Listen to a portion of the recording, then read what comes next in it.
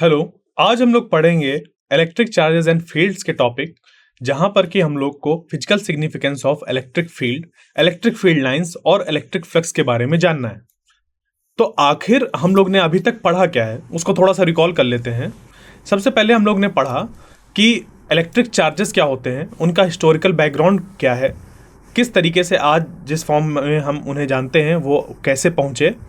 फिर ये जाना कि अगर दो चार्जेस हैं हम लोग के पास, क्लियर, अगर दो चार्जेस हैं हम लोग के पास तो उन दो चार्जेस के बीच में कितना फोर्स लगेगा। ये तो हमें पता चला था कि जो दो चार्जेस हैं अगर वो सेम नेचर के हैं तो उनमें फोर्स ऑफ रिपल्सन लगता है, अगर डिफरेंट नेचर के हैं तो फोर्स ऑफ अट्रैक्शन होता है। ये पता चला, बट कितना कितना हमें पता चला कुलाम्स लॉ से। ठीक है, तो कुलाम्स लॉ का जो एक्सप्रेशन है वो बताता है कि इनमें आपस में कितना फोर्स लगेगा अगर इनके बीच की डिस्टेंस जो है, शॉर्टेस्ट डिस्टेंस वो आर है, उसका मैग्नीट्यूड अगर लिखें तो ये हो जाएगा 1/4πε0 Q1 Q2 upon are square. ठीक है, ये हो गया कुलाम्स लॉ से इस पे लगने वाला फोर्स, जो कि हम लोग न्यूटन में कैलकुलेट करते हैं। उसके बाद फिर इसी चीज का यूज करके ये बात आई कि अगर हम लोग यहां से इस चार्ज Q2 को हटा दें तो इस Q1 की वजह से क्या बचा यहां पर, या फिर ये जो Q1 है इस Q2 पर किस तरीके से फोर्स लगा रहा है, क्योंकि ये तो इधर रखा है और ये इधर रखा है। तो उसके लिए एक नोशन निकल कर आया और वो था इलेक्ट्रिक फील्ड।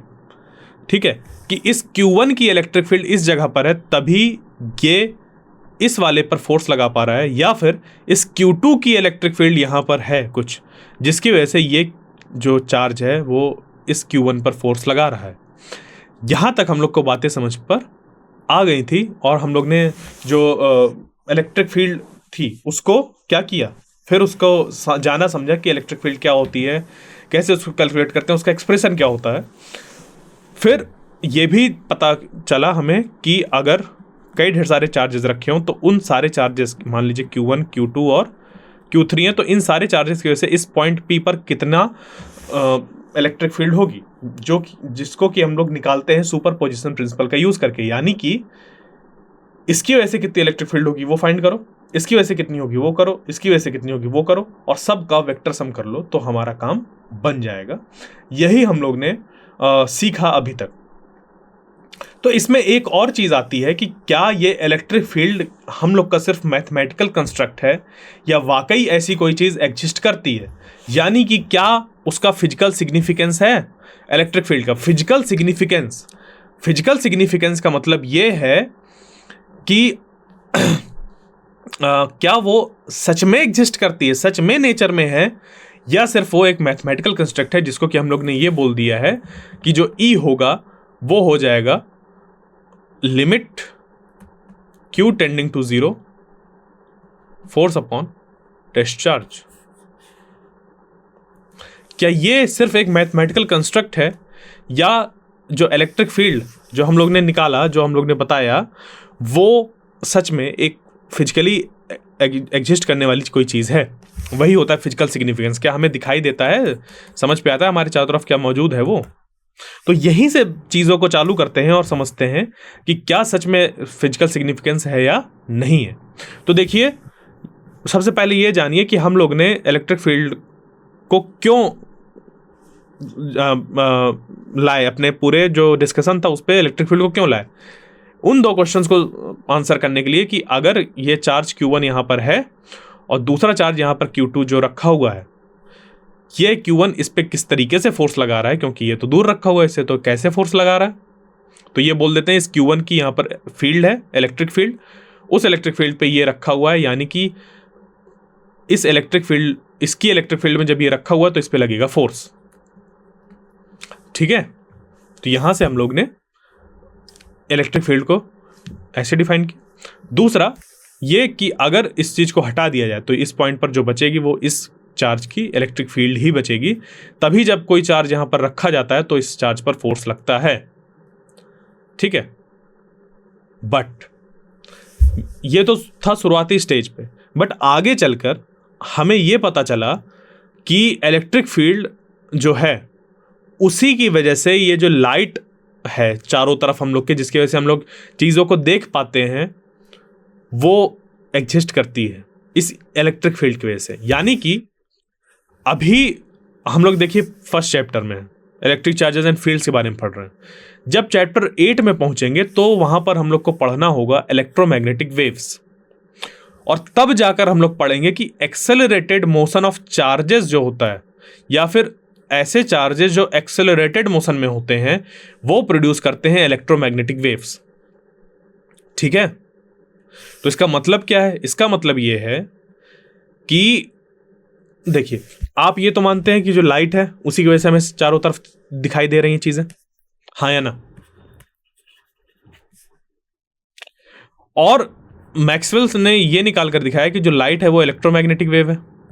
इस इलेक्ट्रोमैग्नेटिक वेव को हम लोग EMW लिखते हैं, तो मैं शॉर्ट में लिखे दे रहा हूं EMW। तो जो लाइट है वो EMW है, ये मैक्सवेल ने निकाल के दिखाया। और EMW जनरेट होती हैं या स्पेस में प्रोपोगेट करती हैं इलेक्ट्रिक और मैग्नेटिक फील्ड। अभी देखिए, इलेक्ट्रिक फील्ड और मैग्नेटिक फील्ड, इलेक्ट्रिक फील्ड तो अभी आपने थोड़ा सा जान लिया है, मैग्नेटिक फील्ड के बारे में अभी आपने नहीं जाना, जिसको कि हम लोग जो आने वाले चैप्टर्स होंगे यानी कि 4 और 5 उसमें मैग्नेटिक फील्ड को पढ़ेंगे। तो ये है अभी कहने का मतलब कि लाइट की वजह से हमें चारों तरफ चीजें दिखाई दे रही हैं और वो इलेक्ट्रोमैग्नेटिक वेव होती हैं, और ये इलेक्ट्रोमैग्नेटिक वेव्स जो होती हैं वो मिलकर बनी होती हैं इलेक्ट्रिक फील्ड और मैग्नेटिक फील्ड से। ठीक है, ये एक तरीके की इलेक्ट्रोमैग्नेटिक वेव है जहां पर कि ये इलेक्ट्रिक फील्ड ऑसिलेट कर रही है इस डायरेक्शन पर, एक वेव बना रही है, एक ट्रांसवर्स वेव बना रही है इस डायरेक्शन पर, और उसी के कॉरेस्पॉन्डिंग यहां पर एक मैग्नेटिक फील्ड ऐसे ऐसे ब्लू कलर से बनी हुई है। ठीक है, और ये पूरी की पूरी वेव प्रोपोगेट कर रही है इस डायरेक्शन में, जिस डायरेक्शन में ये एरो बना हुआ है। क्लियर? तो जो एक्सेलरेटेड मोशन ऑफ चार्ज है वो प्रोड्यूस करता है इलेक्ट्रोमैग्नेटिक वेव्स, और जो रुके हुए चार्जेस होते हैं वो प्रोड्यूस करते हैं इलेक्ट्रिक फील्ड, सिर्फ और सिर्फ इलेक्ट्रिक फील्ड। ठीक है, क्लियर यहां तक? यानी कि जो इलेक्ट्रिक फील्ड है सिर्फ हम लोग का एक मैथमेटिकल कंस्ट्रक्ट नहीं है, सिर्फ हम लोग ने कुछ 2 क्वेश्चंस को आंसर करने के लिए नहीं बनाया है, या हमने नहीं बनाया है, वो नेचर में एग्जिस्ट करता है, फिजिकली वो एग्जिस्ट करती है चीजें। तो इलेक्ट्रिक फील्ड ऐसी प्रॉपर्टी है चार्ज की जो कि उससे एसोसिएटेड होती है, एक्चुअल में होती है उसकी। ठीक है, बात क्लियर? तो इलेक्ट्रिक फील्ड का फिजिकल सिग्निफिकेंस पहला तो यही है। दूसरा, इसके प्रोपोगेशन ऑफ इलेक्ट्रोमैग्नेटिक वेव्स में देखने को मिलता है। कैसे देखने को मिलता है कि अगर इलेक्ट्रोमैग्नेटिक वेव्स की बात करें और सन से अर्थ तक लाइट के आने की बात करें, लाइट क्या है? इलेक्ट्रोमैग्नेटिक वेव्स है, और सन से लेकर अर्थ तक बीच में है वैक्यूम। क्या है? वैक्यूम। तो जब सन से लेकर अर्थ तक वैक्यूम है तो अर्थ तक लाइट कैसे पहुंच पा रही है? ये क्वेश्चन है या नहीं है? तो वो पहुंच पा रही है इन्हीं इलेक्ट्रिक फील्ड और मैग्नेटिक फील्ड की वजह से, या इलेक्ट्रोमैग्नेटिक वेव्स की वजह से। क्यों?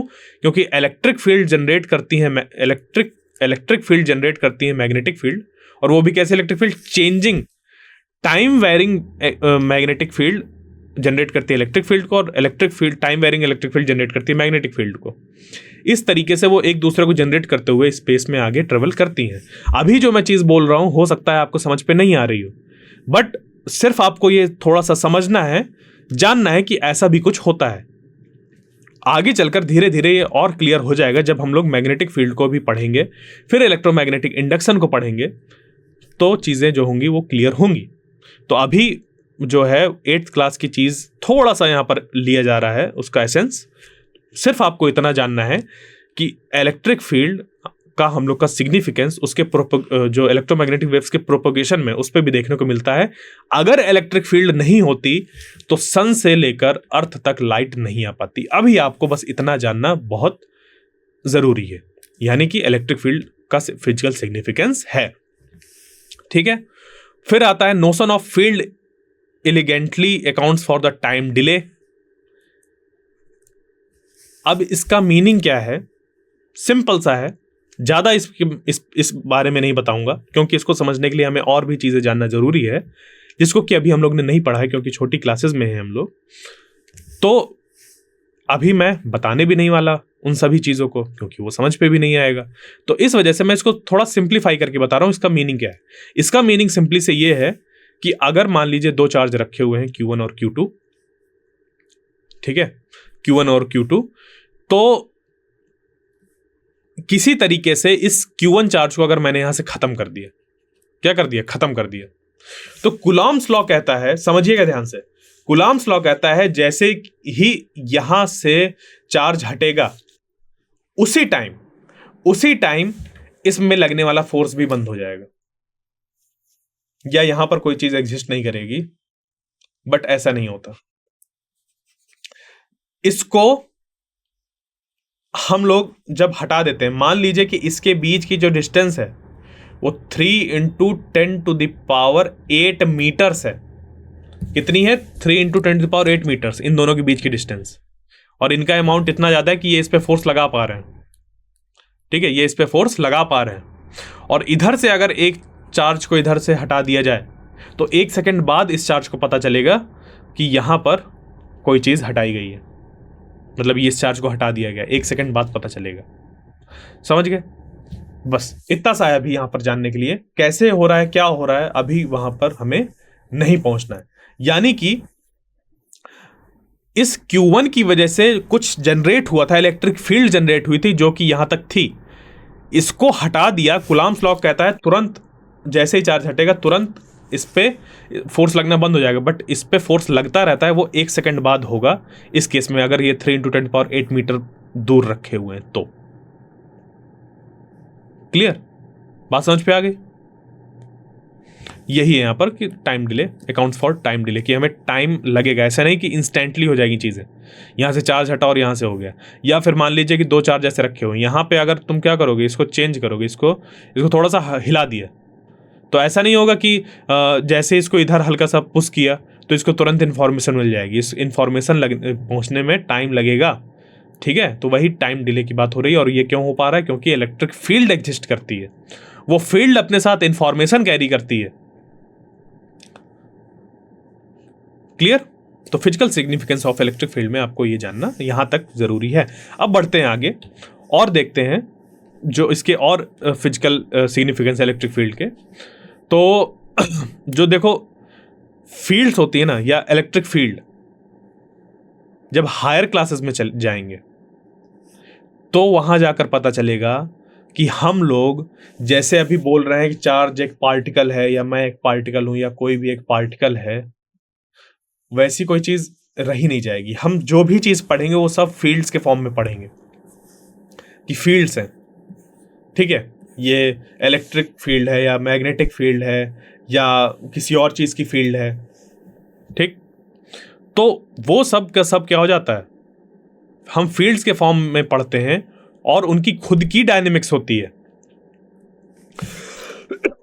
डायनेमिक्स यानी कि जैसे कि Newton's laws of motion, Newton's laws of motion में हम लोग ये पढ़ते हैं ना कि अगर कोई एक पार्टिकल m मास का है और उस पे एक्सेलरेशन या उस पे फोर्स F दिया जाए, उस पे फोर्स F दिया जाए, तो उस पे जो एक्सेलरेशन होगा वो हो जाएगा, उस पे जो एक्सेलरेशन हो जाएगा वो हो जाएगा F/m। यही पढ़ते हैं। तो ये इसका क्या है? डायनेमिक्स पार्ट है। और ये किसका है? एक पार्टिकल का है। इसी तरीके से जो फील्ड है, फील्ड की भी अपनी एक डायनेमिक्स होती है, यानी कि वो फिजिकली एग्जिस्ट करती हैं, वो फिजिकल एंटिटी हैं, तभी उनकी ये डायनेमिक्स है। वो कैसे चेंज होंगी, कैसे इफेक्ट होंगी, कैसे चार्जेस के मोशन से वो इफेक्ट होंगी, ये सब हम लोग क्या करते हैं, पढ़ते हैं इलेक्ट्रिक फील्ड या मैग्नेटिक फील्ड या और तरीके की फील्ड के बारे में। यानी कि सिंपली से अभी आपको जो समझना है वो ये समझना है कि इलेक्ट्रिक फील्ड सिर्फ एक मैथमेटिकल कंस्ट्रक्ट नहीं है, वो खुद फिजिकली एग्जिस्ट करती है, जिसकी खुद का अपना एक पूरा का पूरा डायनेमिक्स होता है। जैसे कि पार्टिकल्स के लिए होता है डायनेमिक्स, जैसे न्यूटन्स लॉ ऑफ मोशन है पार्टिकल्स के लिए, उनके मोशन के लिए, उसी तरीके से यहाँ पर इलेक्ट्रिक फील्ड या फील्ड के मोशन के लिए, उसके चेंजेस के लिए बेसिकली हमें डायनेमिक्स प्रोवाइडेड है। और एक चीज, जो इलेक्ट्रिक फील्ड होती है वो एनर्जी ट्रांसपोर्ट करती है, बिल्कुल वैसे ही जैसे कि एक पार्टिकल एनर्जी अपने साथ कैरी करता है एक काइनेटिक एनर्जी की फॉर्म में। अगर वो v वेलोसिटी से मूव कर रहा है कोई एक पार्टिकल, तो वो जो पार्टिकल है उसके अंदर काइनेटिक एनर्जी होगी हाफ mv², हाँ या ना। तो इसी तरीके से जो वेव्स होती हैं, या वेव्स पर्टिकुलरली अभी ना बात करें हम लोग, इलेक्ट्रोमैग्नेटिक फील्ड अगर बोले, तो वो अपने साथ एनर्जी ट्रांसमिट करती हैं, ठीक है, अपने साथ एनर्जी कैरी करती हैं। जैसे कि सन से लेकर अर्थ तक हमें लाइट मिलती है, वहाँ से आती है। लाइट क्या है? एक तरीके की इलेक्ट्रोमैग्नेटिक फील्ड है। तभी हमें क्या मिल पा रही है? यहाँ पर लाइट मिल पा रही है। अगर ऐसा नहीं होता, एनर्जी ट्रांसपोर्ट नहीं करती, तो हम एकदम हिमयुग में रहते, हो सकता है हम एग्जिस्ट भी ना करते।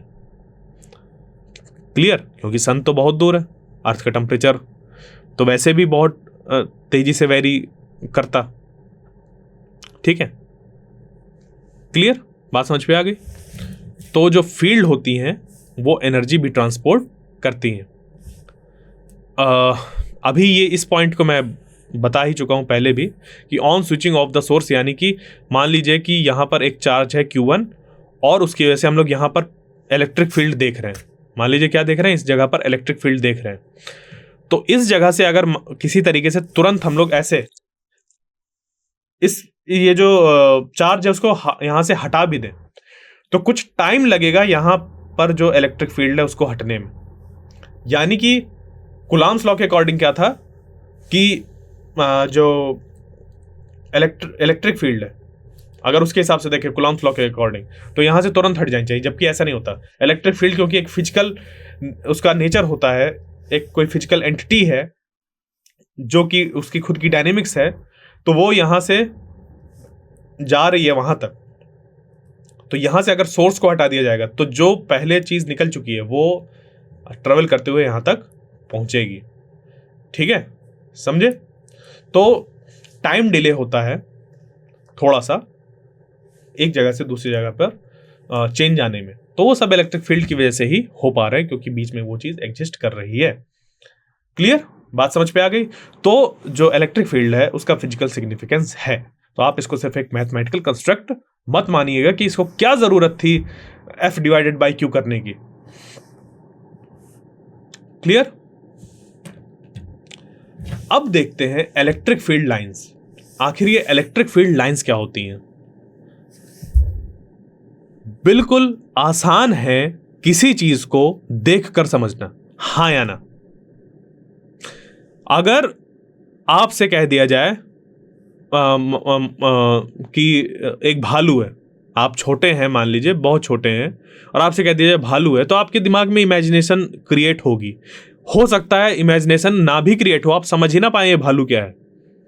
बट अगर आपने भालू देख रखा है तो आप उसको आसानी से बता सकते हैं कि उसका हाइट कैसा होता है, वेट कैसा होता है, मतलब बड़े साइज का होता है, छोटे साइज का होता है, किस कलर का होता है, ये सब आप बता सकते हैं, हाँ या ना। यानी कि किसी चीज को विजुलाइज करना आसान होता है एज कंपेयर टू अगर हम उसको किसी और तरीके से रिप्रेजेंट करें। तो इसी चीज के लिए इलेक्ट्रिक फील्ड को रिप्रेजेंट करने के लिए एक नई चीज को इंट्रोड्यूस किया गया, और ये फैराडे ने इंट्रोड्यूस किया था, और उसे कहते हैं इलेक्ट्रिक फील्ड लाइंस। क्या कहते हैं? Electric field lines. तो आखिर ये इलेक्ट्रिक फील्ड लाइंस होती क्या है? ये कुछ इस तरीके से होता है जहां पर कि ये इलेक्ट्रिक फील्ड लाइंस यूज होती हैं किसी चार्ज के चारों तरफ या सिस्टम ऑफ चार्जेस के चारों तरफ मौजूद इलेक्ट्रिक फील्ड को रिप्रेजेंट करने के लिए।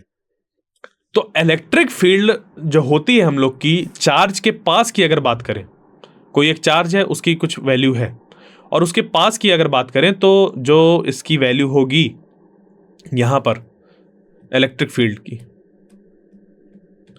इसके कंपैरिजन में, इस जगह के कंपैरिजन में क्या होगी? ज्यादा होगी, हाँ या ना।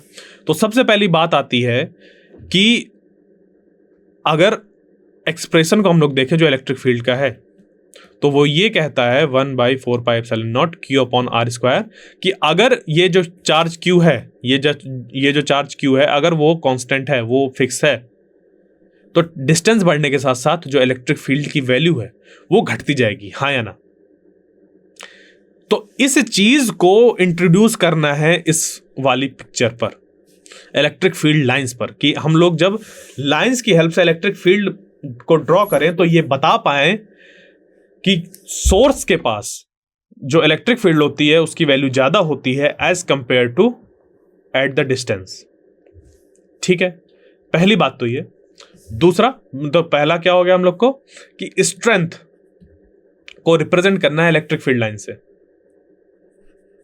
ठीक है, स्ट्रेंथ हमें रिप्रेजेंट करनी है, डायरेक्शन रिप्रेजेंट करनी है।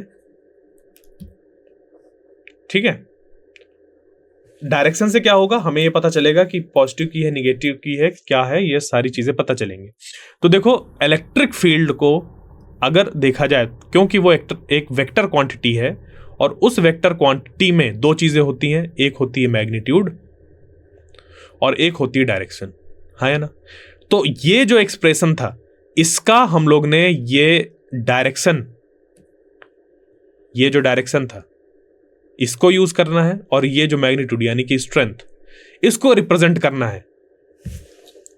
ठीक है, पिक्चर की हेल्प से तभी इलेक्ट्रिक फील्ड लाइंस हम लोग यूज करते हैं। और किस तरीके से यूज करते हैं आइए उसको समझते हैं। तो यानी कि जो इलेक्ट्रिक फील्ड लाइंस हैं वो किसी भी चार्ज या सिस्टम ऑफ चार्जेस की स्ट्रेंथ और डायरेक्शन दोनों को ध्यान में रखते हुए बनता है, क्योंकि उसको इंफॉर्मेशन पूरी प्रोवाइड करनी है इस एक्सप्रेशन वाली। बात समझ पे आ गई? यानी कि अगर हम लोग पर्टिकुलर ऐसे क्वांटिटीज पे बात ना करें कि यहां पर 5, 3, 4 न्यूमरल्स की पर्टिकुलरली बात ना करें, जब हमें एक ब्रॉड पिक्चर बनानी है दिमाग पे, एक चार्ज की इलेक्ट्रिक फील्ड, उसकी एक ब्रॉड पिक्चर बनानी, तो हम लोग इलेक्ट्रिक फील्ड लाइंस का यूज कर सकते हैं बहुत आसानी से। ठीक है, मैं इस बात को फिर दोहरा दूं, हम क्यों ऐसा कर रहे हैं, इलेक्ट्रिक फील्ड लाइंस का बनाने का रीजन क्या है हमारा, वो ये है कि एक चार्ज है, उस चार्ज की वजह से हर एक पॉइंट पर क्या होगी, इलेक्ट्रिक फील्ड होगी, हाँ या ना। तो हर एक पॉइंट की अगर हम लोग को इलेक्ट्रिक फील्ड बतानी है, समझानी है, तो हमें क्या करना होगा, आर की वैल्यू चेंज कर करके हर एक पॉइंट की वैल्यू निकालनी होगी। तो अगर आर की वैल्यू चेंज कर करके हम लोग इलेक्ट्रिक फील्ड की वैल्यू निकालेंगे तो हमारे पास बहुत ढेर सारी वैल्यूज हो जाएंगी, क्योंकि यहां तक के आर की डिस्टेंस अलग, यहां तक के आर की डिस्टेंस अलग, यहां तक के आर की डिस्टेंस अलग, यहां तक के आर की डिस्टेंस अलग, यहां तक के आर की डिस्टेंस अलग, यहां तक के आर की डिस्टेंस अलग। यानी कि आर की बहुत ढेर सारी वैल्यू हो जाएंगी और ई की भी उस हिसाब से बहुत ढेर सारी वैल्यूज निकल कर आएंगी। और ई जो है हम लोग का वो एक वेक्टर क्वांटिटी है, तो उस पर डायरेक्शन भी होगी। तो देखो, इतनी ढेर सारी डेटा को हमें यहां पर रिप्रेजेंट करना है ताकि आसानी से चीजें समझ पर आ जाए। यहां तक बात क्लियर? तो अब करते कैसे हैं वो देख लेते हैं। तो देखो, स्ट्रेंथ हमें बताना है जब, तो स्ट्रेंथ यानी कि इलेक्ट्रिक फील्ड की वैल्यू ज्यादा है या कम, सिर्फ हम लोग कंपैरिजन करके देखते हैं। ठीक है, ये बात ध्यान रखिएगा कि हम लोग क्या करते हैं, कंपैरिजन करके देखते हैं, ना कि एग्जैक्टली देखते हैं यहां पर स्ट्रेंथ को। यानी कि अगर मैं एक ऐसा लूप यहां पर कंसीडर करूं, इतना बड़ा, या फिर लेट अस सपोज इतना बड़ा मैं एक लूप ऐसे कंसीडर कर ले, या फिर एक ऐसी शीट है, तो उस शीट से अगर अभी मान लीजिए कि आप कुछ नहीं जानते क्या होता है, सिर्फ इतना जानिए कि ये एक ऐसा एरो इससे क्रॉस कर रहा है। अब इसी शीट को उठा के मैं यहां पर रख दूं तो इससे क्या होंगे, दो एरो पार होने लगे, हाँ या ना। ये जो शीट है वो सेम है, ये वाली शीट और ये वाली शीट सेम है। मतलब मान लीजिए कि A4 साइज की शीट आपने क्या करी, यहां पर पुट करी और यहां पर पुट करी, दोनों का ओरिएंटेशन सेम था, सब सेम था, मतलब कि उसको रखने का तरीका सब सेम था, बट जगह अलग अलग थी। एक बार यहां रखा गया, यहां पे। तो जब यहां पर रखा गया तो इस पॉइंट से देखो, ये वाली जो ऐसे लाइन बन रही है, कितनी पास हो रही है, सिर्फ एक। और सेम A4 साइज के पेपर से यहां पर कितनी पास हो रही है, 2। यानी कि अगर मैं कहना चाहूं तो ये कह सकता हूं कि इस जगह पर जो इलेक्ट्रिक फील्ड की स्ट्रेंथ होगी वो ज़्यादा होगी, क्योंकि हमें इस एक्सप्रेशन से पता है कि आर की वैल्यू जितनी कम होगी एक गिवन चार्ज के लिए, इलेक्ट्रिक फील्ड की वैल्यू उतनी ज़्यादा होगी। यानी कि आर की वैल्यू अगर 2 है तो हमें इस पार्ट को 2 स्क्वायर से डिवाइड करना होगा। अगर इस पे r की वैल्यू 3 है, यानी कि इस पूरे पार्ट को 3 स्क्वायर यानी कि 9 से डिवाइड करना होगा। तो उस हिसाब से इलेक्ट्रिक फील्ड क्या होती जाएगी, घटती जाएगी। यानी कि जैसे जैसे r की वैल्यू बढ़ती जाएगी वैसे वैसे e की वैल्यू घटती जाएगी। r की वैल्यू बढ़ी और e की वैल्यू घटी। ठीक है, तो देखिए स्ट्रेंथ को हम लोग रिलेटिवली यहां पर रिप्रेजेंट कर पा रहे हैं इन लाइंस की हेल्प से। ये जो लाइन बनी हुई है, ठीक है, फील्ड लाइंस जिसे कहते हैं, कि अगर मैं एक यहाँ पर एरिया चूज करूं और यहाँ पर एक एरिया चूज करूं और यहाँ पर देखूं कि यहाँ से कितनी इलेक्ट्रिक फील्ड लाइंस पास हो रही हैं और यहाँ से कितनी इलेक्ट्रिक फील्ड लाइंस पास हो रही हैं, तो वो क्या बता रही हैं कि इस जगह पर, इस एरिया से पास होने वाली जो इलेक्ट्रिक फील्ड लाइंस है वो ज़्यादा है as compare to same area यहाँ पर। यानी कि यहाँ पर जो इलेक्ट्रिक फील्ड की स्ट्रेंथ है वो ज़्यादा है एज कम्पेयर टू दिस। तो हम लोग ने इस चीज़ को कैसे रिप्रेजेंट करना है ये समझ लिया कि जहाँ पर इलेक्ट्रिक फील्ड की जो इलेक्ट्रिक फील्ड लाइंस की जो डेंसिटी है वो ज़्यादा होगी, वहाँ पर जो इलेक्ट्रिक फील्ड लाइंस है उसकी स्ट्रेंथ ज़्यादा मानी जाएगी। क्लियर? तो अब आपके दिमाग में ये खुराफाती सवाल आ सकता है कि फिर यहां तो मैं कितनी भी लाइन ड्रॉ कर दूं। बिल्कुल, आप कितनी भी लाइन ड्रॉ कर सकते हैं यहां पर, बट बात वही आ जाती है कि हमें रिलेटिवली देखना होता है। आप यहां पर इनफाइनाइट टाइम्स लाइन ड्रॉ कर सकते हैं, बट जो भी आप लाइन ड्रॉ करेंगे, गौर से देखिए, मैंने एक लाइन ड्रॉ कर दिया, आपको लगा कि यहां पर स्ट्रेंथ मुझे ज़्यादा बतानी है तो एक मैंने और ऐसे लाइन ड्रॉ कर दी। तो जब वो लाइन ड्रॉ करी तो ये इसको एक्सटेंड तो किया जा सकता है ना। तो जब ऐसे किया तो अब देखिए फिर से मैं यहाँ पर क्या करूँगा, एक ऐसा वही वाला एरिया कंसीडर करूँगा और यहाँ पर एरिया कंसीडर करूँगा। तो यहाँ पर अब 3 है, यहाँ पर सिर्फ 2 है। तो फिर रिलेटिवली हम लोग ने देखा कि यहाँ पर स्ट्रेंथ ज़्यादा है एज कम्पेयर टू दिस। तो आप number of electric field lines की जो यहाँ पर इस एरिया से पास हो रही हैं, सिर्फ एक जगह पर एरिया को देख के नहीं बता सकते कि स्ट्रेंथ कम है या ज़्यादा। वो हमेशा कंपैरिजन होगा। यानी कि मैं किसी से बड़ा होऊंगा, किसी से छोटा होऊंगा, मैं अकेले में बड़ा या अकेले में छोटा नहीं हो सकता कि मुझे ऐसा खड़ा कर दिया जाए, बोल दिया ये बड़ा है। अरे किससे बड़ा है, सवाल तो सीधा यही आएगा। या कह दिया जाए कि मैं छोटा हूं तो मैं किससे छोटा हूं, आएगा कि नहीं आएगा। सेम चीज यहां पर भी है कि इलेक्ट्रिक फील्ड लाइंस की अगर हम लोग बात करें तो इलेक्ट्रिक फील्ड लाइंस रिप्रेजेंट करती हैं स्ट्रेंथ को, वो भी रिलेटिवली। कैसे? सेम एरिया कंसीडर करो, तो यहां पर जितनी नंबर ऑफ लाइंस पास हो रही हैं और यहां पर जितनी नंबर ऑफ लाइंस पास हो रही हैं, जिस पे नंबर ऑफ लाइंस ज़्यादा पास होंगी वहां पर स्ट्रेंथ क्या है, ज़्यादा है इलेक्ट्रिक फील्ड की। ठीक है, तो ये स्ट्रेंथ वाली बात हो गई। अब बात आती है डायरेक्शन की। तो डायरेक्शन सिंपली हम लोग ऐसे बनाते हैं, यहां पर रखते हैं यूनिट पॉजिटिव डिस्चार्ज प्लस, यानी कि प्लस क्यू रिपेल, तो ये बन गई डायरेक्शन। It's so simple. ठीक है, तो यहां से हम लोग ने ऐसे किया और इलेक्ट्रिक फील्ड की डायरेक्शन हो गई। तो जो इंफॉर्मेशन ये बताता है इतनी बड़ी टेबल बनाने के बाद, वो एक पिक्टोरियली हम लोग इसको रिप्रेजेंट कर सकते हैं। ठीक है, यानी कि पिक्टोरियली यानी कि पिक्चर की हेल्प से हम लोग इसको रिप्रेजेंट कर सकते हैं बहुत ढेर सारी इंफॉर्मेशन को। इसी वजह से जो इलेक्ट्रिक फील्ड लाइंस हैं वो हमारी बहुत ही हैंडी होती हैं किसी भी डायग्राम को बनाने के लिए। तो अभी जो आप पिछले डायग्राम में देख रहे थे कि पॉजिटिव चार्ज है, उसकी इलेक्ट्रिक फील्ड लाइंस ऐसी हैं, रेडियली आउटवर्ड है, तो ये क्या रिप्रेजेंट कर रहा है, इलेक्ट्रिक फील्ड लाइंस को रिप्रेजेंट कर रहा है। और ये बता रहा है जो एरो, वो बता रहा है कि इस डायरेक्शन में इलेक्ट्रिक फील्ड क्या हो रही है, घटती जा रही है, उसकी वैल्यू घटती जाएगी। जिधर डायरेक्शन होगा इलेक्ट्रिक फील्ड का उधर उसकी वैल्यू घटती जाएगी। ठीक है, ये ध्यान दीजिएगा। क्लियर? बात समझ पे आ गई? तो इलेक्ट्रिक फील्ड लाइंस क्या है, देखिए जैसे यहाँ पर बात करें कि एक पॉइंट चार्ज है, उस पॉइंट चार्ज से बहुत ढेर सारे हमारे यहाँ पर जो है वो ऐसा कोन बनाता हुआ निकल रहा है, क्योंकि वैसे तो चारों तरफ निकलेगा बट हम लोग सिर्फ एक डायरेक्शन में अगर देख रहे हैं तो यहाँ पर हमें एरिया चेंज नहीं करना है कि एक बार आप ऐसा एरिया ले लें और एक ऐसा एरिया ले लें। नहीं, आपको क्या लेना है, एरिया सेम लेना है दोनों जगह पर। जब आपने यहाँ पर दोनों जगह पर एरिया ऐसे सेम लिया और यहाँ पर सेम एरिया लिया, तो क्या पता चला कि इस जगह पर सिर्फ एक फील्ड लाइन पास हो रही है और यहाँ पर कई ढेर सारी इलेक्ट्रिक फील्ड लाइंस पास हो रही हैं। तो यहां पर ये क्या हो गई, रीजन ऑफ स्ट्रॉन्ग फील्ड हो गया, और यहां पर ये रीजन ऑफ वीक फील्ड हो गया। क्लियर, ये बात क्लियर, क्यों इलेक्ट्रिक फील्ड लाइंस का कॉन्सेप्ट हम लोग लेकर आ रहे हैं। ठीक है, अब चलता हूं आगे और एक एग्जांपल लेते हैं हम लोग यूनिफॉर्म इलेक्ट्रिक फील्ड का। यूनिफॉर्म इलेक्ट्रिक फील्ड क्या है, देखिए अभी हम लोग क्या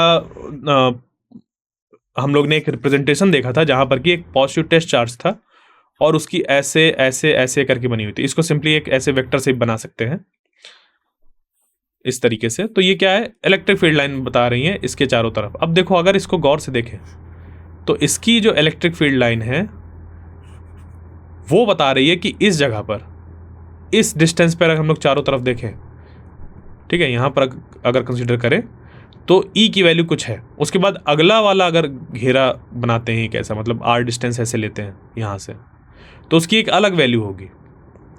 उसके बाद कोई R डिस्टेंस लेते हैं तो वहां पर अलग वैल्यू होगी। क्या मतलब है इसका, इसका मतलब ये है कि अगर आप R की वैल्यू क्या करते जाएं, बढ़ाते जाएं, तो जो E की वैल्यू होगी वो घटती जाएगी। मतलब यहां पर R की वैल्यू अगर 2 थी और यहां से आप 4 हो गई, फिर 5 हो गई, तो जो E की वैल्यू है वो घटती जाएगी। सिंपल सी बात है। तो ये जो इलेक्ट्रिक फील्ड है ये एक नॉन यूनिफॉर्म इलेक्ट्रिक फील्ड है। क्या है ये, नॉन यूनिफॉर्म इलेक्ट्रिक फील्ड, क्योंकि ये क्या हो रही है, चेंज हो रही है R के साथ। बट ऐसी इलेक्ट्रिक फील्ड जो कि किसी भी तरीके से अपनी वैल्यू को चेंज ना करे थ्रू आउट द स्पेस, जहां पर भी हम स्टडी कर रहे हैं वहां पर R की वैल्यू चेंज करने पर इलेक्ट्रिक फील्ड की वैल्यू कैसी हो, सेम हो, वैसी इलेक्ट्रिक फील्ड को हम लोग यूनिफॉर्म इलेक्ट्रिक फील्ड कहते हैं। और इनको रिप्रेजेंट करते हैं, जो वो इलेक्ट्रिक फील्ड लाइंस कैसी होती हैं वो देख लेते हैं। तो वो जो इलेक्ट्रिक फील्ड लाइंस होती हैं एक यूनिफॉर्म इलेक्ट्रिक फील्ड को रिप्रेजेंट करने के लिए, वो होती हैं पैरेलल एंड इक्वली स्पेस्ड। क्योंकि अगर इक्वली स्पेस्ड नहीं होंगी तो वो रिप्रेजेंट करेंगी change in the strength of electric field, यानी कि इलेक्ट्रिक फील्ड की वैल्यू में चेंज। जबकि इलेक्ट्रिक फील्ड वो भी यूनिफॉर्म का मतलब है कांस्टेंट। ठीक है, कहीं पर भी हम जिस भी जगह पर स्टडी कर रहे हैं, जहां पर भी हम लोग उसको एनालाइज कर रहे हैं, वहां पर जो इलेक्ट्रिक फील्ड है उसकी वैल्यू चेंज ना हो। तो देखिए ये ऐसा तब ले सकते हैं एक जगह पर कि जब हम लोग ने एक मेटल सीट कंसीडर करी इधर और इधर, और इस मेटल सीट को या किसी भी तरीके की एक चार्ज्ड सीट है, ठीक है, मेटल की है या नहीं है ज़रूरी नहीं है, किसी भी तरीके की एक चार्ज्ड सीट ली इधर जो कि पॉजिटिवली चार्ज्ड है और इधर ली निगेटिवली चार्ज्ड है।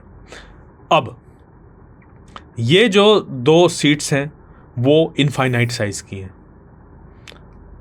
ये इनफाइनाइट क्या होता है, इनफाइनाइट का मतलब क्या है, 100 kilometre, 200 kilometre, 250 kilometre, 1000 kilometre, 1,00,000 kilometre लंबी चौड़ी, क्या मतलब इनफाइनाइट का मतलब क्या है। तो देखिए फिजिक्स में हम लोग इनफाइनाइट किसी से कंपेयर करके बोलते हैं, यानी कि एक छोटे से मेढक के लिए हाथी इनफाइनाइट साइज का कंसीडर किया जा सकता है। बात समझ पे आई, हाथी खुद में इनफाइनाइट साइज का नहीं है, बट मेढक के कंपैरिजन पे या चूहे के कंपैरिजन में बोल सकते हैं कि हाथी इनफाइनाइट साइज का, या फिर उसको एक और बड़ी मछली या व्हेल से कंपेयर कर दिया जाए तो व्हेल इनफाइनाइट साइज की हो जाएगी। उसका खुद में फाइनाइट साइज है बट कंपैरिजन करने में वो इनफाइनाइट हो गई।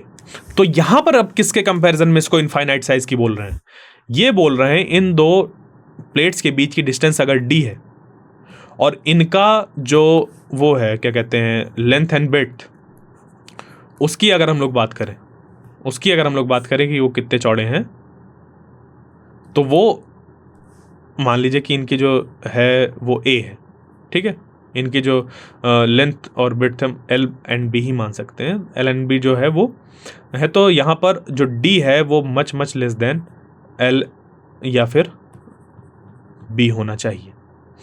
ठीक है, बात समझ पे आई। तो उस केस पे जब हम लोग इनका मल्टीप्लाई करेंगे तो ये बन जाएगा D² much less than LB, यानी कि उस केस पे हम लोग की जो सीट्स हो जाएंगी वो इनफाइनाइट साइज की हो जाएंगी। ठीक है, आप इसका ऑर्डर भी डिफर हो सकता है, यानी कि मान लीजिए कि जो D है इनके बीच में वो 1 सेंटीमीटर है और जो L है वो 1 मीटर है, उस केस पे भी ये इनफाइनाइट साइज कंसीडर किया जा सकता है। तब जाकर हम लोग को इन दो चार्जेस जो यहाँ पर चार्ज्ड सीट्स हैं उनके बीच में जो फील्ड लाइंस बनेंगी, वो पहली बात तो वहाँ पर यूनिफॉर्म इलेक्ट्रिक फील्ड होगी और जो लाइंस बनेंगी वो इस तरीके से बनेंगी, जो ब्लू कलर की बनी दिख रही है ना। तो जो इलेक्ट्रिक फील्ड होती है वो हमेशा पॉजिटिव से निकलती है और निगेटिव की तरफ जाती है। इलेक्ट्रिक फील्ड हमेशा पॉजिटिव से निकलती है और निगेटिव की तरफ जाती है। तो इलेक्ट्रिक फील्ड लाइंस को हम लोग ने ऐसे रिप्रेजेंट किया, इधर से ऐसे, ठीक है। और ये कैसी है, इक्वली स्पेस्ड है। तो इक्वली स्पेस्ड बता रहा है कि जो इसकी स्ट्रेंथ है वो कैसी है, थ्रू आउट द, यहां पर अंदर जो भी स्पेस है वहां पर सेम है और इसकी डायरेक्शन तो इस तरफ है ही, ठीक है। बात समझ पे आ गई, ये कैसे हुआ, क्लियर यहां तक। तो आइए चलते हैं आगे और देखते हैं properties of electric field lines. Electric field lines आखिर होती क्या है। तो इसको हम लोग अगर बात करें तो इलेक्ट्रिक फील्ड लाइंस, मतलब इलेक्ट्रिक फील्ड लाइंस क्या होती है वो तो समझ गए, बट उनकी प्रॉपर्टीज क्या होती हैं। तो जो इलेक्ट्रिक फील्ड लाइंस है वो हमेशा पॉजिटिव चार्ज से निकलती हैं और निगेटिव चार्ज पर एंड होती हैं। ये सबसे पहले जानिए कि अगर ये पॉजिटिव चार्ज है तो यहां से इलेक्ट्रिक फील्ड लाइंस निकलेंगी। तो और ये निकलने का और अंदर आने का कॉन्सेप्ट क्या है, वो ये है सिंपल सा कि यहां पर आप, ये सोर्स चार्ज है। देखिए अभी पिछले लेक्चर पे मैंने सोर्स चार्ज और टेस्ट चार्ज अच्छे से एक्सप्लेन किया था क्या होते हैं, फिर भी एक बार बता देता हूं। सोर्स चार्ज एक ऐसा चार्ज होता है जिसके बारे में हम स्टडी कर रहे होते हैं और टेस्ट चार्ज की हेल्प से करते हैं। टेस्ट चार्ज का मैग्नीट्यूड इतना छोटा होता है कि वो सोर्स चार्ज की किसी भी वैल्यू को चेंज ना करे। तो यहां पर सोर्स चार्ज कंसीडर किया है, यानी कि एक चार्ज कंसीडर किया है, और अगर ये पॉजिटिव नेचर का है और यहां पर एक टेस्ट चार्ज लाकर रखे, और टेस्ट चार्ज हमेशा कैसा होता है, यूनिट पॉजिटिव टेस्ट चार्ज, तो ये क्या करेगा, इस पे लगाएगा फोर्स जो कि होगा रेडियली आउटवर्ड डायरेक्शन में। कैसा होगा, रेडियली आउटवर्ड डायरेक्शन में, और रेडियली आउटवर्ड डायरेक्शन में है अगर, तो वही डायरेक्शन हो जाएगी इलेक्ट्रिक फील्ड की। क्लियर। तो यहां से वो जो डायरेक्शन होती है वो निकल कर आती है। तो ये ध्यान रखिए कि फील्ड लाइंस जो होती हैं वो हमेशा पॉजिटिव चार्ज से स्टार्ट होती हैं और एंड होती है निगेटिव चार्जेस पे। यानी कि अगर पॉजिटिव चार्ज ऐसे रखा है और निगेटिव चार्ज ऐसे रखा है तो पॉजिटिव से निकल के निगेटिव पर जाएंगे इलेक्ट्रिक फील्ड लाइंस, ठीक है। और ये कैसे निकल कर आता है, हम हर एक पॉइंट पर वो टेस्ट चार्ज रख रख के पता करते हैं डायरेक्शन, तब जाके निकल कर आता है, ठीक है। तो अब आगे इस पे चलते हैं। इन अ चार्ज फ्री रीजन, मान लीजिए कि हमें एक चार्ज फ्री रीजन है और उस पे इलेक्ट्रिक फील्ड को रिप्रेजेंट करना है। तो ये देखिए निगेटिव है, तो पॉजिटिव से निकलकर निगेटिव तक जाने में जो ये इलेक्ट्रिक फील्ड लाइंस होंगी वो एक कंटिन्यूअस कर्व बनाती हैं, यानी कि ऐसे करते हुए ऐसे इलेक्ट्रिक फील्ड लाइंस ऐसे बनाएंगी, या फिर ये जो ऐसे जा रही है वो ऐसे बनाएगी, एक स्ट्रेट लाइन ऐसे। ये कभी ऐसा नहीं होगा कि यहां से यहां जो इलेक्ट्रिक फील्ड लाइंस जा रही होंगी वो ऐसे करते हुए ऐसे कुछ बने, ठीक है। ऐसा कोई किंक उस पर नहीं होगा, किसी तरीके से उस पर जर्क नहीं होगा, समझ गए।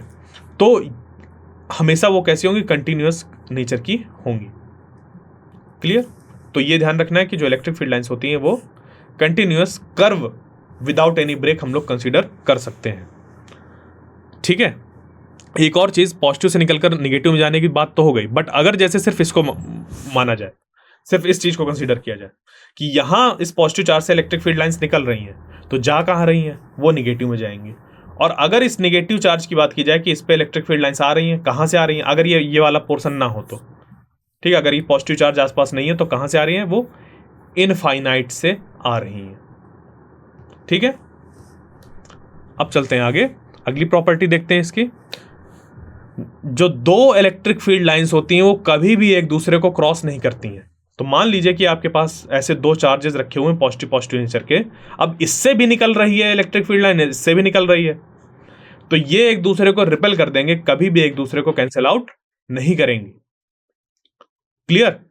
क्योंकि अगर उन्होंने कैंसिल आउट कर दिया, कैंसिल आउट क्या, एक दूसरे को क्रॉस कर दिया, कैंसिल आउट नहीं, एक दूसरे को क्रॉस कर दिया, कैंसिल आउट शब्द इस्तेमाल नहीं होगा, क्रॉस होगा, कि two field lines can never cross each other, वो एक दूसरे को कभी क्रॉस नहीं करेंगे। कैंसिल आउट कर सकती हैं, रिजल्टेंट निकल सकता है, बट ऐसा नहीं होगा कि किसी पॉइंट पर हम दो इलेक्ट्रिक फील्ड लाइंस को रिप्रेजेंट करें। क्योंकि अगर दो इलेक्ट्रिक फील्ड लाइंस को रिप्रेजेंट करेंगे वहां पर, तो इलेक्ट्रिक फील्ड उस जगह पर दो डायरेक्शन शो करेगी। इलेक्ट्रिक फील्ड लाइंस आखिर है क्या? इलेक्ट्रिक फील्ड लाइंस हम लोग यूज करते हैं इलेक्ट्रिक फील्ड को रिप्रेजेंट करने के लिए। और अगर हम लोग इलेक्ट्रिक फील्ड लाइंस ऐसी ड्रॉ कर रहे हैं जो कि इलेक्ट्रिक फील्ड को गलत तरीके से रिप्रेजेंट कर रहा है, तो उस तरीके के इलेक्ट्रिक फील्ड लाइंस को हम लोग कंसीडर नहीं करेंगे। इसी वजह से, क्योंकि हम लोग ये मानते हैं कि इलेक्ट्रिक फील्ड लाइंस जो होती हैं वो किसी पॉइंट पर रिप्रेजेंट करती हैं, वो जो मान लीजिए ऐसा कर्व है, तो इस कर्व का जो टेंजेंट होता है वो रिप्रेजेंट करता है इलेक्ट्रिक फील्ड की डायरेक्शन उस पॉइंट पर।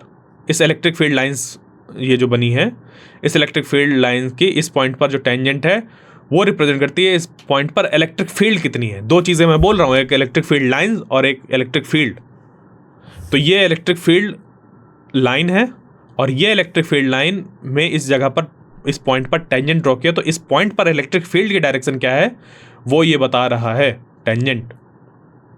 तो अगर मान लीजिए कि दो कर्व हैं, एक ऐसे और एक ऐसे, एक दूसरे को कट कर रहे हैं, दो इलेक्ट्रिक फील्ड लाइंस है जो कि एक दूसरे को कट कर रहे हैं, तो यहां पर इलेक्ट्रिक फील्ड की दो डायरेक्शन हो जाएंगी, जो कि पॉसिबल नहीं है, क्योंकि सुपरपोजिशन प्रिंसिपल लग जाता है। जब भी कोई दो चार्ज आपस में रखे होते हैं तो लग जाता है सुपरपोजिशन प्रिंसिपल, और वहां पर हमें निकालना होता है रिजल्टेंट इलेक्ट्रिक फील्ड।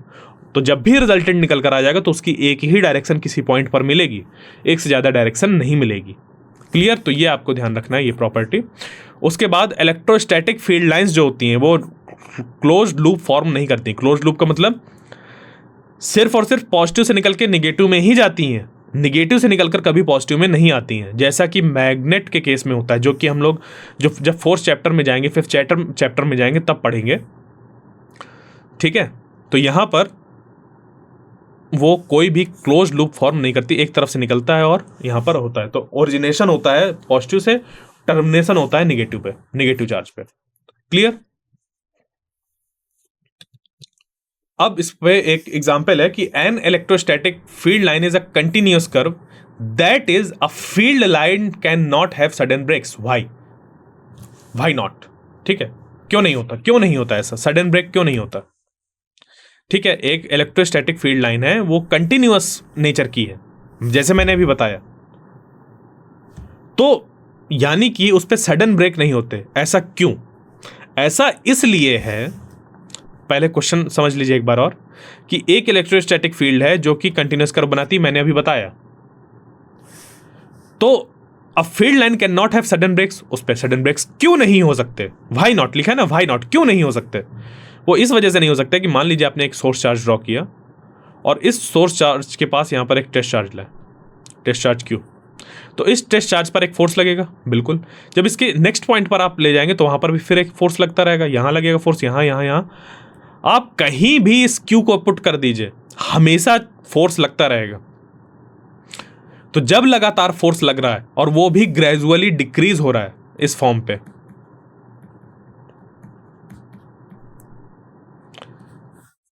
इस वजह से कभी भी उस पर सडन ब्रेक नहीं आएगा, क्योंकि जो इलेक्ट्रिक फील्ड बनती है, इलेक्ट्रिक फील्ड लाइन जो बनती है, लिखा ना इलेक्ट्रिक फील्ड लाइन,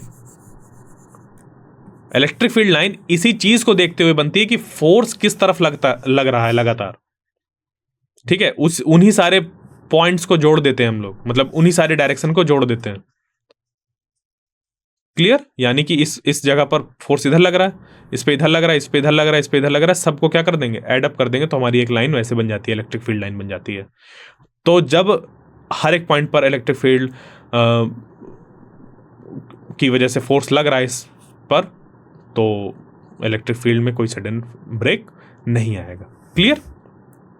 फिर I explain why two field lines never cross each other at any point. इसको मैं अभी एक्सप्लेन कर चुका हूं कि अगर वो एक दूसरे को क्रॉस करती हैं इलेक्ट्रिक फील्ड लाइंस, तो वहां पर इलेक्ट्रिक फील्ड की दो वैल्यू मिल जाती हैं, उसकी इलेक्ट्रिक फील्ड की डायरेक्शन दो मिल जाती है हमें। एक होता है इलेक्ट्रिक फील्ड लाइन और इलेक्ट्रिक फील्ड, तो अगर वहां पर इलेक्ट्रिक फील्ड लाइंस एक दूसरे को क्रॉस कर देते तो वहां पर इलेक्ट्रिक फील्ड की दो डायरेक्शन मिल जाती, जो कि पॉसिबल नहीं है। इसको मैं अभी बता चुका हूं, तो ये आपको समझ पे आ गया होगा अभी। ठीक है, ये इसका सॉल्यूशन, आप इसको पढ़ सकते हैं।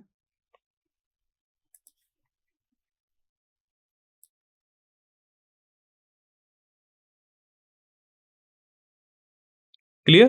समझ पे आ रहा है क्या कह रहा है ये?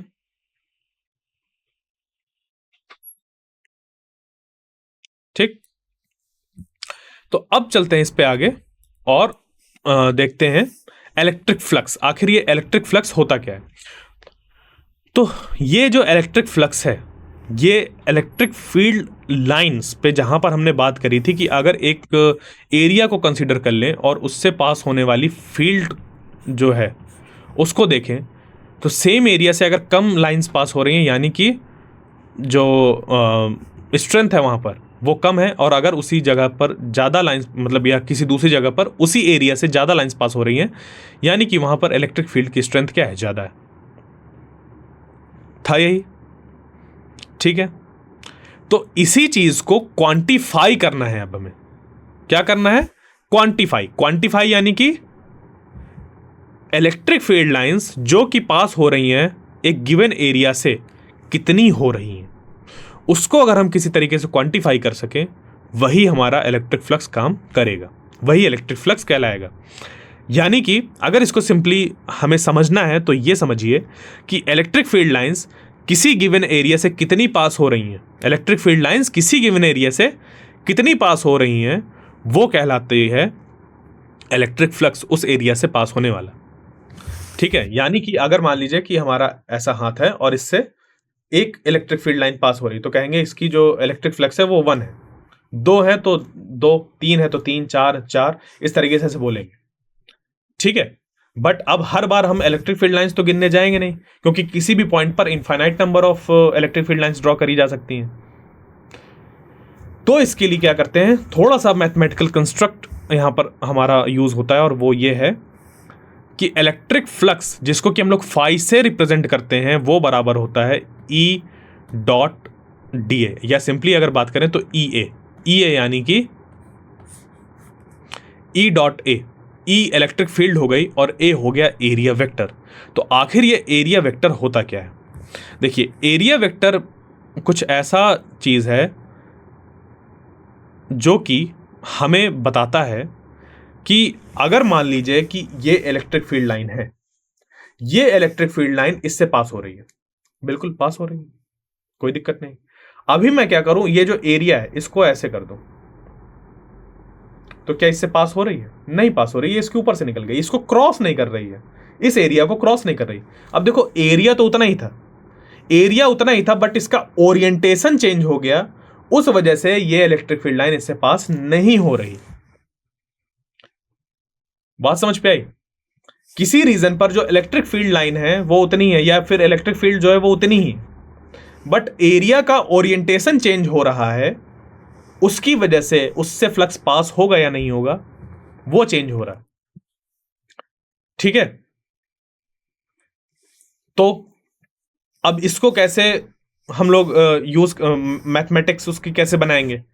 तो उसके लिए क्या किया गया, इस एरिया में एक कंसीडर किया गया ऐसा वेक्टर जिसको कि बोला गया एरिया वेक्टर, और ये होगा परपेंडिकुलर टू द एरिया, और ये आउटवर्ड हम लोग ज्यादातर लेते हैं। मान लीजिए कि अगर इस तरफ ऐसे बना रखा है तो ये इसका आउटवर्ड मान के चलेंगे कि ये इस तरफ है। ठीक है, ऐसे आउटवर्ड, तो ये हो गया। क्लियर?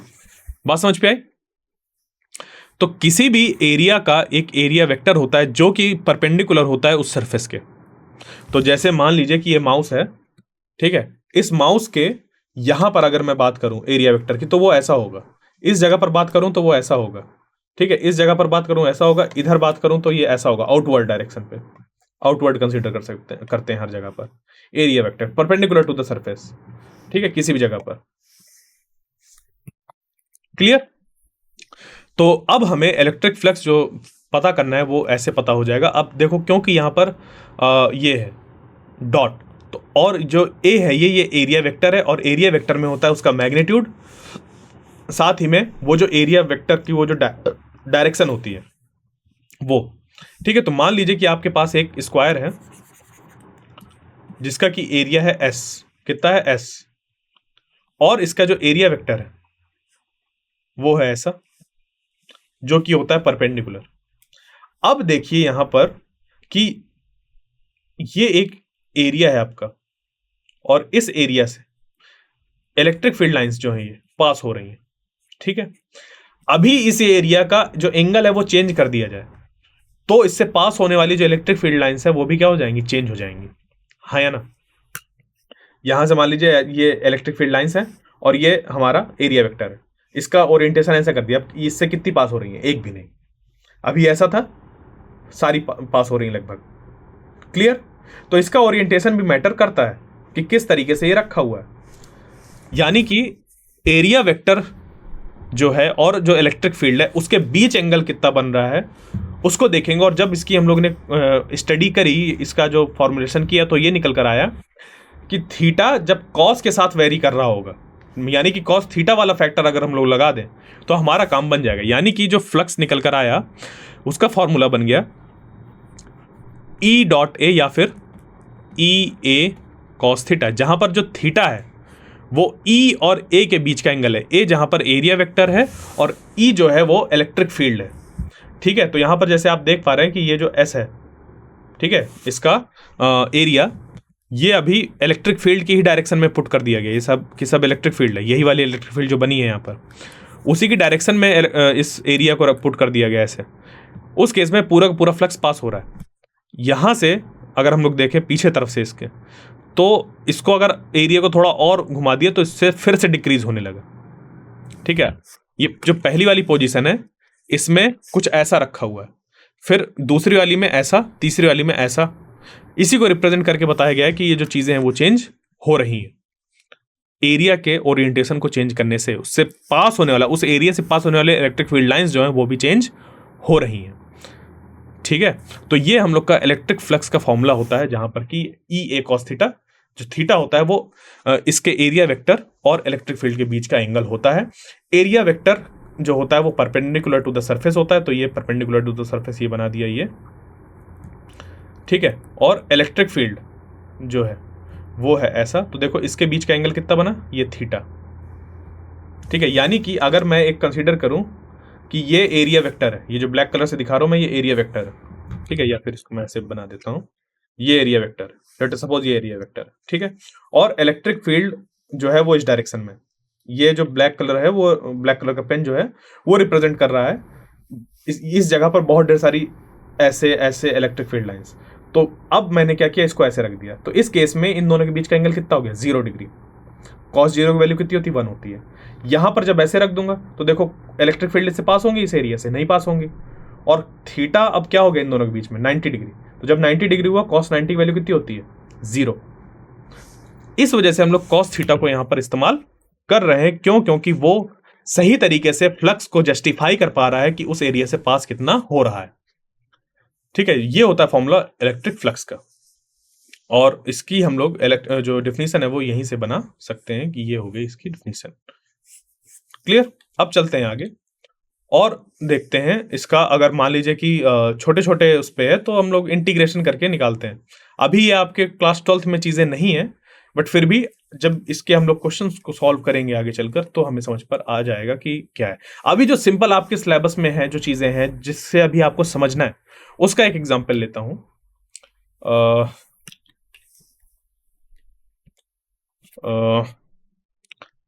यहां पर कोई नहीं, देखिए अभी क्या है कि एक स्क्वायर है, मान लीजिए एक स्क्वायर सरफेस है जिसकी जो साइड है वो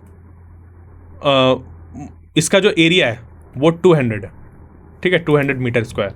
एक स्क्वायर लिया, उसका जो एरिया है वो है 200 मीटर स्क्वायर। इस पे जो इलेक्ट्रिक फील्ड यहाँ पे ऐसे पास हो रही है, उसकी जो स्ट्रेंथ है वो हमें दी हुई है, लेट अस सपोज 20 न्यूटन पर कूलम, ठीक है, इसकी एरिया ये। अब ये इसका जो ओरिएंटेशन है, इसका जो एरिया वेक्टर है उसका डायरेक्शन है इधर,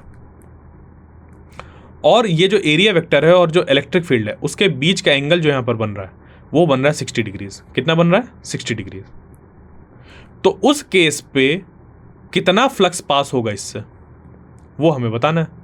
तो वो जो फ्लक्स पास होगा उसके लिए हम लोग फाई इज इक्वल टू लगाएंगे ई ए कॉस थीटा।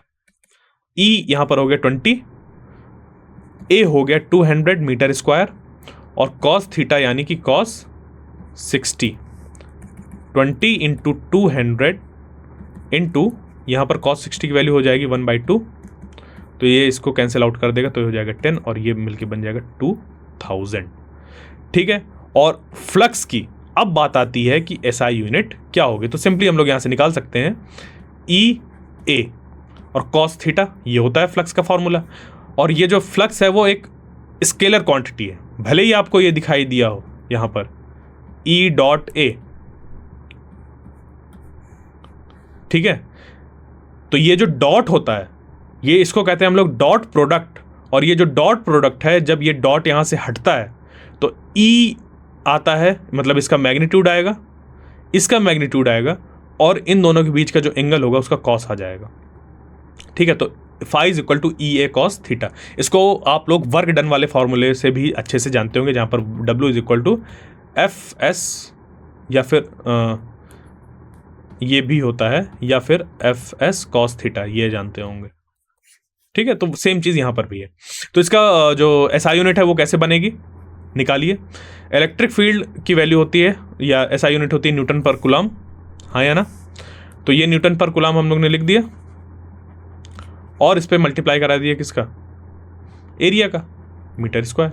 तो ये बन गया न्यूटन मीटर स्क्वायर पर कूलम। ये किसकी एसआई यूनिट हो गई, फ्लक्स की, न्यूटन पर कूलम मीटर स्क्वायर। क्लियर, ये हो गया फ्लक्स हम लोग का इस एरिया से पास होने वाला, जिसका कि एरिया 200 मीटर स्क्वायर था, और उसका जो एरिया वेक्टर था उसके और इलेक्ट्रिक फील्ड के बीच का एंगल 60 डिग्रीज था। अभी देखो यहाँ पर जो एंगल है उसको ही चेंज करता रहूँगा मैं, और उससे क्या होगा, जो भी यहाँ पर फ्लक्स है इससे पास होने वाला वो चेंज होता रहेगा। करके देख लीजिए आप, cos 0 रखिए तो ये जो यहाँ से ये जो 1/2 आ रहा था उसकी जगह से 1 आएगा, यानी कि 20 इंटू 200 हो जाएगा, तो यहाँ पर 4000 हो जाएगा। अगर यहीं पर cos 90 रख दिया जाए तो cos 90 की वैल्यू होती है 0, और 0 इंटू जब कुछ भी करेंगे तो 0 निकल कर आ जाएगा, यानी कि जो फ्लक्स होता है वो उसकी वैल्यू चेंज होती है चीज चेंज होने के साथ। तो यहाँ अब हम लोग इस लेक्चर को क्या करते हैं, रोकते हैं, और इसके जो अगला पार्ट होगा उस पर हम लोग इलेक्ट्रिक डाइपोल के बारे में जानेंगे, उसके सिग्निफिकेंस के बारे में, उसके फिजिकल सिग्निफिकेंस, उसकी इलेक्ट्रिक फील्ड के बारे में जानेंगे, पढ़ेंगे क्या होता है, क्यों पढ़ना है। क्लियर, तो थैंक यू।